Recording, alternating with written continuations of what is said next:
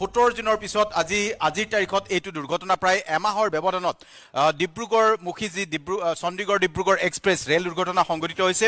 আমি দৰ্শকসকলক জনাইছো আজিৰ দিনটোত এয়া এক ভয়াৱহ ঘটনা। ইতিমধ্যে উত্তৰ প্ৰদেশৰ ডিপুটি মুখ্যমন্ত্ৰী উত্তৰ প্ৰদেশৰ উপমুখ্যমন্ত্ৰী ব্ৰজেশ পাঠকে সদৰি কৰিছে যে 4জন লোকৰ ইতিমধ্যে মৃত্যু ঘটিছে, কিন্তু দুৰ্ঘটনাটো কেনেকৈ সংঘটিত হ'ল সেই বিষয়ে আমি সবিশেষ জনাব খুজিছোঁ।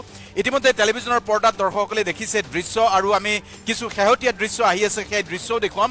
কিন্তু তিনিটাকৈ এচি ডবা বাগৰি পৰিছে, তিনিটাকৈ এচি ডবা, 1 নম্বৰ এইটো এটা এচি ডবা, 2 নম্বৰ এইটো এটা আৰু 3 নম্বৰ এইটো এটা, এই তিনিটাকৈ ডবাৰ উপৰি অন্য 12টা ডবা সাধাৰণ ডবাও এই ডিৰেইল হোৱা বুলি যাক কোৱা হয় ডিৰেইল হৈ বাগৰি পৰিছে, আৰু তাৰ ফলত ইতিমধ্যে প্ৰায় 45জনৰো অধিক লোক হতাহত হোৱাৰ খবৰ আহিছে। আৰু এই ঘটনা সংঘটিত হৈছে কেনেকৈ, কোন সময়ত চণ্ডীগড়ৰ পৰা এই ৰেলখনে যাত্ৰা আৰম্ভ কৰিছিল। আমি সবিশেষ জনাইছোঁ এই ৰেলখনে বুধবাৰৰ গধূলিৰ ভাগত যাত্ৰা কৰিছিল চণ্ডীগড়ৰ পৰা ডিব্ৰুগড় অভিমুখে, আৰু নিঃসন্দেহে যিহেতু চণ্ডীগড়ৰ পৰা ডিব্ৰুগড় অভিমুখী এইখন ৰেলগাড়ী, এই ৰেলগাড়ীখনত অসমৰ যথেষ্ট যাত্ৰী আছে। আৰু ইতিমধ্যে ৰাজ্যৰ মুখ্যমন্ত্ৰী ডক্টৰ হিমন্ত বিশ্ব শৰ্মাই ৰেল বিভাগৰ শীৰ্ষ সূত্ৰৰ সৈতে আৰু ইউপি চৰকাৰৰ সৈতে উত্তৰ প্ৰদেশ চৰকাৰৰ সৈতে যোগাযোগ কৰিছে, আৰু কেইবাটাও অসমতো হেল্পলাইন মুকলি কৰা হৈছে, গুৱাহাটীৰ হেল্পলাইন মুকলি কৰা হৈছে।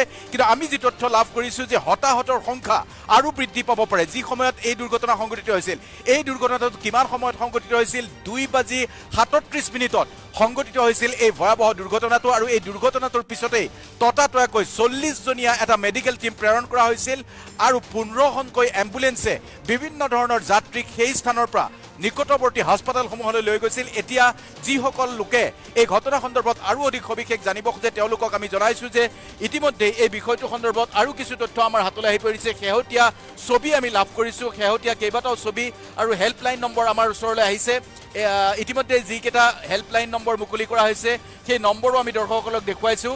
ফৰকাটিঙত হেল্পলাইন মুকলি কৰা হৈছে, মৰিয়নিত মুকলি কৰা হৈছে, চিমলাগুৰিত মুকলি কৰা হৈছে, তিনিচুকীয়াত মুকলি কৰা হৈছে, ডিব্ৰুগড়ত মুকলি কৰা হৈছে, আৰু গুৱাহাটী ৰেল ষ্টেচনত ইতিমধ্যে 3টাকৈ হেল্পলাইন মুকলি কৰা হৈছে। গুৱাহাটী ৰেল ষ্টেচনত সেই 3টা হেল্পলাইন নম্বৰো দৰ্শকসকলে তেওঁলোকে ল'ব পাৰে, আৰু এই হেল্পলাইন নম্বৰ যোগে সবিশেষ জনাব পাৰিব, দৰ্শকসকলে জনাব পাৰিব তেওঁলোকৰ যদি কোনো নিকট আত্মীয় আছে এই ঘটনাত, বা তেওঁলোকে যদি কোনোবা মিচিং হৈ আছে তেওঁলোকৰ তথ্যও এই হেল্পলাইন নম্বৰত যদি খবৰ কৰে তেনেহ'লে নিঃসন্দেহে তেওঁলোকে লাভ কৰিব।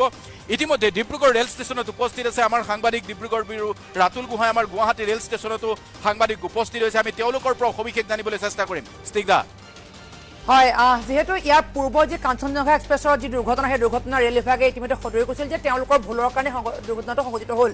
আজি এই ঘটনাৰ পিছত ৰেল বিভাগে প্ৰতিক্ৰিয়া প্ৰকাশ কৰিছে নেকি, বা সমগ্ৰ ঘটনাৰ তথ্য কিবা তেওঁলোকে উল্লেখ কৰিছে নেকি কুমুদ? হয়, নিশ্চিতভাৱে ইতিমধ্যে আমি যি তথ্য লাভ কৰিছোঁ ৰেল বিভাগৰ ফালৰ পৰা কিছু কথা কোৱা হৈছে, ৰেল বিভাগৰ ফালৰ পৰা হেল্পলাইন নম্বৰ মুকলি কৰা হৈছে। ইতিমধ্যে ৰেল মন্ত্ৰী অশ্বিনী বৈষ্ণৱৰ যি পদত্যাগৰ দাবী উত্থাপন কৰিছে বিগত সময়ছোৱাত 17 জুনৰ পিছত আজি 18 জুলাইত বা 19 জুলাইত এই ঘটনা সংঘটিত হৈছে।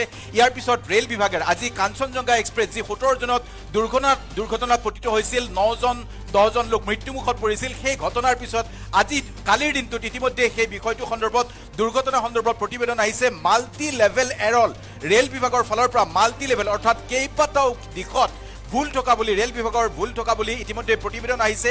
আৰু এই ঘটনাৰ পিছত এদিনৰ ভিতৰতে দ্বিতীয়টো ৰেল দুৰ্ঘটনা সংঘটিত হ'ল। আগৰখন আছিল কাঞ্চনজংঘা শিয়ালদাহ এক্সপ্ৰেছ, আৰু এইবাৰ চণ্ডীগড় ডিব্ৰুগড় এক্সপ্ৰেছ। দুয়োটা ৰেল দুৰ্ঘটনাৰ সৈতে অসম সংযোগ আছে। ৰাজ্যৰ মুখ্যমন্ত্ৰী ডক্টৰ হিমন্ত বিশ্ব শৰ্মাই ইতিমধ্যে উত্তৰ প্ৰদেশ চৰকাৰৰ সৈতে যোগাযোগ কৰিছে, আৰু আমি এই মুহূৰ্তত যিহেতু কিছু সময় পূৰ্বে গুৱাহাটী মহানগৰীত ইতিমধ্যে অসম কেবিনেট বৈঠক অনুষ্ঠিত হৈছে, ৰাজ্যৰ এগৰাকী কেবিনেট মন্ত্ৰী অন্ততঃ ঘটনাস্থলীত উপস্থিত হ'ব লাগে, এই ধৰণৰ চৰ্চাও ইতিমধ্যে ছ'চিয়েল মিডিয়াত আৰম্ভ হৈছে।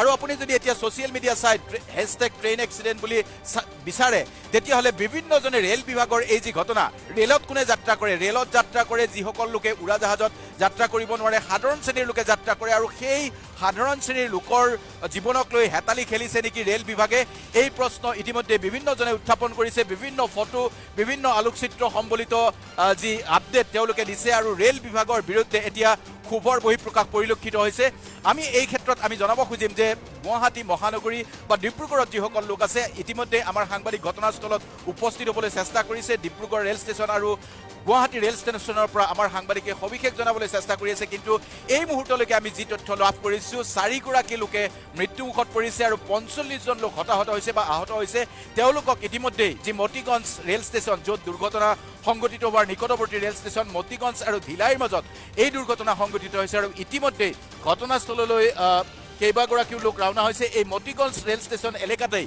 এই দুৰ্ঘটনা সংঘটিত হোৱা বুলি কোৱা হৈছে আৰু আমাৰ সাংবাদিকো আপোনালোকক সবিশেষ জনাবলৈ চেষ্টা